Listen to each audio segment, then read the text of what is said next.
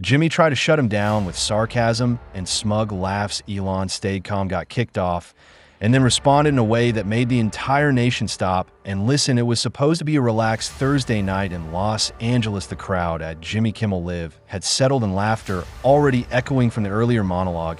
You could feel the usual late-night rhythm in the room until Elon Musk walked on stage. He wasn't wearing anything flashy, just a dark jacket, a crisp black tie, and that usual composed look. He wears like armor. The applause was loud, some cheers louder than others, but you could sense a little tension mixed in. Elon smiled, briefly nodded at Jimmy, and sat down. It started off smooth enough. Jimmy welcomed him through a light jab about SpaceX delays, and Elon chuckled.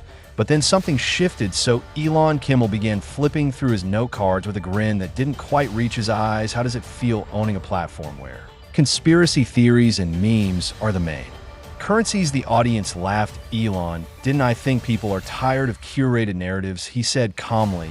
They want truth, even if it's messy, and I'm okay with messy. Kimmel leaned forward. Sure. But you've got folks saying wild stuff on X. You don't worry, you're giving them a megaphone. Elon tilted his head slightly. I worry more about the people who think some voices shouldn't be heard. There was a pause. That was the moment, not dramatic music, not flashing lights, but a feeling. Kimmel blinked, visibly trying to pivot, but instead of easing the tension, he pressed harder. Come on, man, he said with mock sincerity. You've been flirting with every political line out there. It's like you want to be everyone's savior and no one's ally. That hit a nerve, not just in Elon, but in the room. The smile faded from his face. He didn't raise his voice. He didn't shout. He just stared at Jimmy, quiet for a second longer than comfortable. I came here to talk about technology, innovation, maybe even share a few things I've never said before, but if you want to talk politics, let's not pretend you're neutral. You could feel it, the shift, a few claps from the crowd. Others didn't know how to react. Jimmy shrugged. Hey, I'm just asking questions. It's my job, and it's mine to answer honestly, Elon said, still calm. But let's not pretend this is a conversation when it's clearly an ambush. The audience murmured. Jimmy's grin was gone for a split second. He looked genuinely thrown off. Well, he said, standing abruptly, if this isn't the interview you expected, you're free to go. The production crew hesitated. Elon didn't move. That's the thing, Elon replied. Finally, standing. Expected more from you from this platform. Security approached. It wasn't aggressive, just awkward. A stage manager whispered something. Elon gave a small, tired nod and stepped off the stage. The cameras cut back to Jimmy. He laughed nervously, glanced at the audience, and said, well, that escalated, but it didn't feel like a joke. It felt like something cracked. But backstage, far from the lights and applause, something else was already in motion, something no one at home saw. Yeah, the moment Elon stepped behind the curtain, the energy flipped. The hallway was colder, quieter. No cameras, no cheering, just tension hanging in the air like smoke. A young production assistant with a headset tried to steer him toward the side exit, but Elon didn't follow. Where's Kimmel? He asked flatly, not angry, just sharp. The assistant hesitated. Probably in his dressing room, they said. You should. I didn't ask what they said. I asked where he is. A few staffers stopped moving. Elon turned a corner before anyone could stop him. A security guard caught up to him just as Jimmy was stepping out of the green room, rubbing the back of his neck, clearly trying to figure out how to spin what just happened. He wasn't expecting to see Elon again, not this soon. What now? Jimmy's sidearms crossed. Elon stood still, not stepping any closer. You invited me onto your show. You made it about your narrative, then you cut me off. Just admit it. Jimmy let out a short, hollow laugh. Oh, please don't act like a victim. You've got your billions and your fans. What are you even upset about? It's not about me, Elon replied. It's about what you try to turn this into. You don't want conversation. You want control. That hit hard. A crew member nearby, holding a phone half hidden behind a fake ficus plant, caught the moment.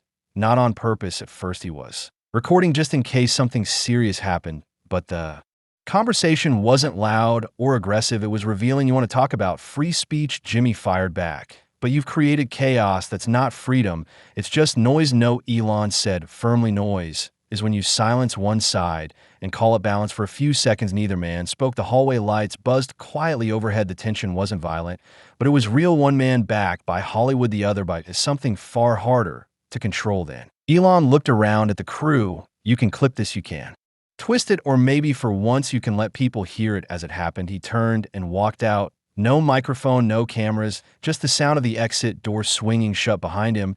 But a few hours later, just past midnight, someone uploaded a 90-second video to X. No graphics, no captions, just raw footage. Elon standing in the hallway calling out the hypocrisy refusing to lose his composure, speaking like a man who didn't need a stage. To be heard at first, it was just a few thousand views, but by sunrise it had passed 5 million by noon. It was everywhere. Major news sites ran conflicting headlines. Elon melts down after Kimmel appearance versus uncut Elon footage sparks free speech debate. But viewers weren't dumb. They saw the original clip. They watched Elon stay calm, watched Jimmy squirm, watched how the confrontation wasn't about ego. It was about something bigger, about truth control. And the cracks in the walls were told to trust, but the real storm hadn't even begun because what the public was about. 2. Do with that clip would blindside everyone by the time coffee shops opened in Portland and gas stations lit up across Ohio. Everyone had seen it. Elon's quiet takedown, that unedited shaky clip from backstage, had traveled farther in 6 hours than any official broadcast could have dreamed. People weren't just watching, they were reacting, and not mildly on X. The reactions were electric. A jarred stand with Elon shot up first. It wasn't just tech bros and Tesla fans, teachers, veterans, Moss from Kansas.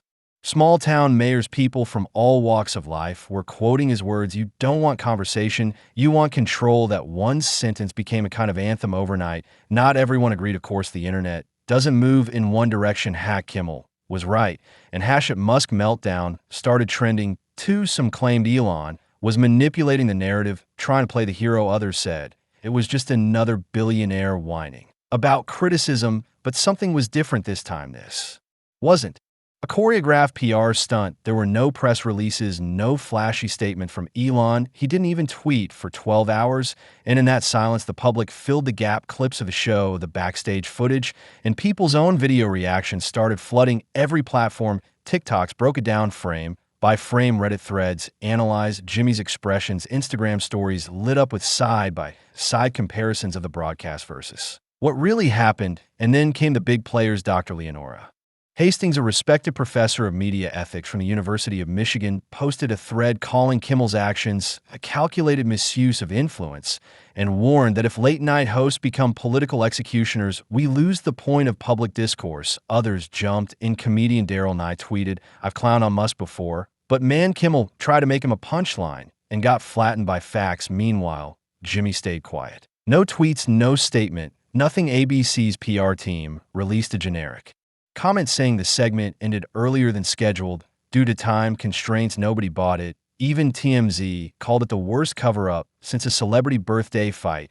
Then came a new wave, people who'd felt silenced for years, small creators, independent journalists, scientists who'd lost platforms for controversial findings, all reposting Elon's clip, adding their voices. The question wasn't, do you agree with Elon Musk anymore? It was, what does it say about us if this kind of conversation isn't allowed? The conversation had cracked open something deeper: frustration, fatigue, and a sense that the people behind the cameras were filtering too much, policing not just opinions, but who's allowed to speak. Then Elon finally broke his silence. A single post, no caption, just a screen grab from the video where he says, "Let people hear it as it happened." 35 million views in under 2 hours. But the story didn't stop there, because while the internet debated and the media scrambled to shape their angles, Elon was planning something bigger, something that would make the backstage clip feel like the warm-up act.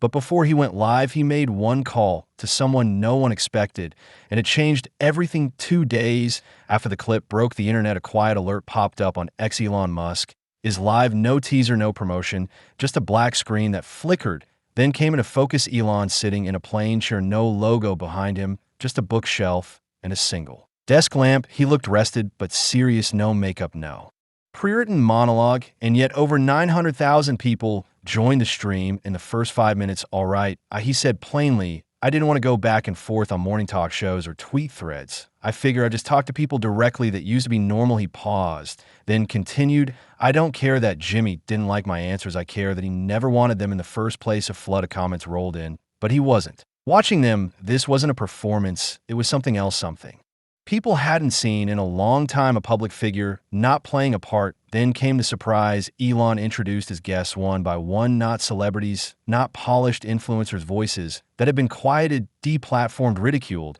There was Jenna Aoki, a former science journalist who was blacklisted from 2 major networks for reporting on lab leak theories. There was Christopher Darnell, a software developer who lost contracts after refusing to add keyword filters to his AI model. And finally, Dr. Lionel Rivera, a former policy advisor who had warned about digital censorship long before it became a trend, each of them shared a few words, not rants, not speeches, just personal stories about what it felt like to be shut out, even when they weren't yelling or spewing hate, just questioning. Elon leaned back. As they spoke, he didn't interrupt, he didn't control the narrative, he let it breathe. Freedom of speech, he said finally, doesn't mean freedom. From consequences, I get that, but lately consequences look a lot like a racer. He wasn't trying to be poetic. He was trying to be heard across America. People tuned in from their phones, TVs, laptops, truck drivers, and Nevada nurses on break. In Nebraska, college students. In Boise, not all of them agreed with him, but they listened. Then something unexpected happened halfway through the stream. Elon turned the conversation to the media. Why do we accept that the only way to speak to the public is through late-night hosts or cable anchors? Why are we still asking for permission to be heard? That's when the comments section exploded. People began sharing their own stories of being censored, laughed at, misunderstood. Not all of them were dramatic, some were small, but they matter. They started trending within the stream itself, like a rolling wall of suppressed experience. And then, without warning, the screen split. In the corner appeared a familiar face, a journalist, not from a mainstream network, but one who had been quietly gaining traction for years. Arya Salter, an independent media analyst based in Tulsa. Elon, she said, I've been watching. I think we're at the beginning of something, not just a moment, but a shift. If people can speak without filters, what does that mean for platforms like mine or yours? He looked at her, then the camera. It means they'll try to shut it down, but it also means we build something new. By the time the stream ended nearly 2 hours later, over 23 million people had watched some part of it. No commercials, no editing, just people talking. But the consequences of that stream wouldn't stay online because Hollywood was paying attention, and they were about to push back in ways that would catch even Elon off guard. The morning after Elon's live stream, the entertainment world stirred like a hive that had just been kicked inside. Studios across Los Angeles, from Burbank to Culver City, meetings were called, emails circulated, and phone lines buzzed with quiet panic. It wasn't just that Elon had gone off script, it was that millions had tuned in and stayed in Hollywood. It didn't like losing control. The first strike came. Subtle media outlets began releasing back-to-back op-eds labeling the stream reckless, a breeding ground for misinformation and a danger to public trust. Anchors on national morning shows parroted the same lines. The coordination was too tight to ignore, but the damage control wasn't working. In Santa Clara, a freelance producer leaked screenshots showing internal ABC emails debating whether to pull all Elon-related clips from their online platforms, not just the Kimmel segment, everything. It looked like they were trying to erase the moment entirely. People noticed. Then came the sponsors. 3 major advertisers quietly pulled their contracts from Jimmy Kimmel Live within 48 hours. One of them, a legacy insurance firm based out of Des Moines, issued a short public statement that simply read, "We support dialogue, not censorship." Kimmel finally broke his silence. The next evening, he opened his show with forced laughter and a new line of jokes aimed at Elon. So apparently free speech now means billionaires yell at you for not liking their tweets. He smirked, looking into the camera, but the audience didn't laugh the same way. Not this time. Online clips of his monologue were met with thousands of comments questioning the sincerity behind the punchlines. Where's the joke? One user posted, "All I see is damage control." Meanwhile, Elon stayed quiet again, not a single tweet. Instead, others stepped up. Remember Arya Salter, the independent journalist from the stream? Her following tripled in 4 days. She was invited to appear on podcast panels and live streams, not by networks,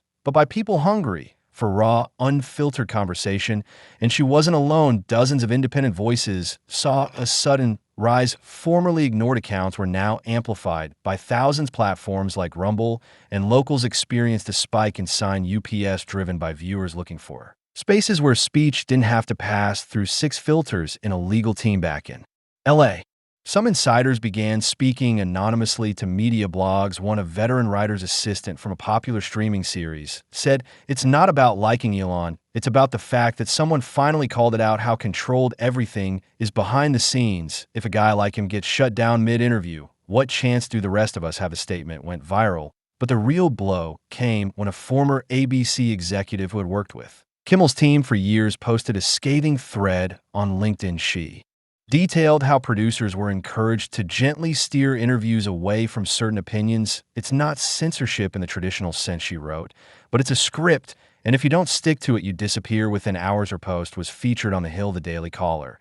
And even TechCrunch, the facade was cracking Hollywood could take a joke, but it couldn't take the mirror Elon had just held up, and try as they might, they couldn't control the millions of people now questioning how long they'd been watching a version of reality edited to keep them comfortable. But while Hollywood scrambled to save face, Elon was building something new, something no one saw coming, not even as loud as critics. 5 days after the live stream, Elon reappeared, this time not in front of a camera, but behind a whiteboard in a conference room in Austin, Texas. No fanfare, no countdown, just a tweet that read, "If the old platforms don't want real dialogue, we'll build our own." At first, most people thought he was being metaphorical, but within hours, rumors started trickling out from inside Tesla and X offices. Elon had quietly assembled a task force: software engineers, media specialists, former journalists, people tired of gatekeeping and ready to try something different. By day 7, it had a name: Open Frame. Not a platform, a framework, a set of tools that allowed creators, journalists, and everyday people to broadcast real conversations with no interference, no shadow bans, no selective algorithm boosts, just raw chronological reach. You speak, people hear you, or not. Simple skeptics rolled their eyes. Another app, they said, this will crash like Truth Social or Parler, but they underestimated the moment. This wasn't about conservatives versus liberals or tech geeks versus mainstream media. It had become something else: people versus filters, authenticity versus orchestration. And Elon, he didn't try to sell it, he just let it grow. On launch day, Arya Salter went live. First, no script, no makeup, just her phone and a story about how she'd once been told to remove emotion from her reporting because it made readers uncomfortable. Within minutes, over 600,000 people were watching. Then came Dr. Rivera, the former policy advisor, answering questions live about the realities of digital censorship and the slow erosion of public debate. Then Christopher Darnell streamed a raw 2-hour session showing how companies tried to nudge AI development away from unpopular conclusions, even if they were true. Each one was different, but they all had something in common: nothing was cut, nothing was padded, it was messy, and it was real. Meanwhile, Jimmy Kimmel Live saw its worst ratings in over 8 years. Advertisers were nervous, segments felt thinner, audiences weren't reacting the same way. The laughter felt hollow, the rhythm was off, the machine had taken a hit. But Elon wasn't gloating. He didn't mention Kimmel again, not even once. That silence said more than any interview could have. Instead, he posted one sentence to X. Pinned at the top of his profile: "You can silence the mic, but not the message." It caught fire. Thousands reposted it. Artists turned it into posters. High school students printed it on t-shirts. College debate teams opened meetings with it. Some saw Elon as a symbol. Others still criticized him, saying he was using chaos to build power. But no matter the opinion, the same thing kept happening. People were watching again, listening again, talking again. In Nashville, a retired librarian started a weekly stream on Open Frame, reading banned books aloud and explaining why they mattered. In Fresno, a former union rep opened conversations with workers who felt ignored by both political parties. In Springfield, Missouri, a single dad started a QA stream just to talk about mental health with strangers who needed it. This wasn't viral hype anymore. It was traction. For the first time in years, people weren't being told what to think, they were thinking out loud, together in public, and in that noisy, awkward, beautiful mess.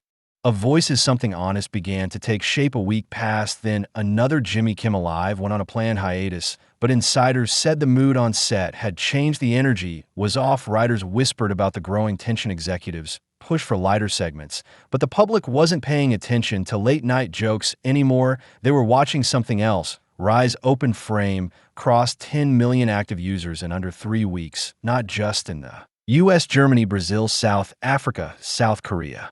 Conversations were happening in real time in native languages with no middleman. The platform didn't promise truth. It didn't claim to fix the world. It simply gave the mic back. And that was enough. Elon still hadn't done another sit-down interview, no press tour, no book launch, just silence and the occasional post reminding people to think for themselves. Then one night, with no prior announcement, he quietly went live again. He sat in front of the same bookshelf, wore the same black tee. The room was quiet, except for the faint sound of traffic outside. "I'm not here to be right," he said. "I'm here because I'm tired of people pretending they know what's best for everyone else, tired of shows that say they want honesty but can't handle a real answer, and tired of pretending that speech is free When it only flows one way, he paused, leaned forward slightly. I'm not a hero, I'm not perfect, but I'm not scared to speak. He looked straight into the lens. You shouldn't be. Either no fireworks, no outro music, just a clean cut to black, and that was the clip that stuck. Not the fight on Kimmel, not the live stream, not even open frames. Explosive growth. At one moment of a man refusing to beg for the right to speak circulated faster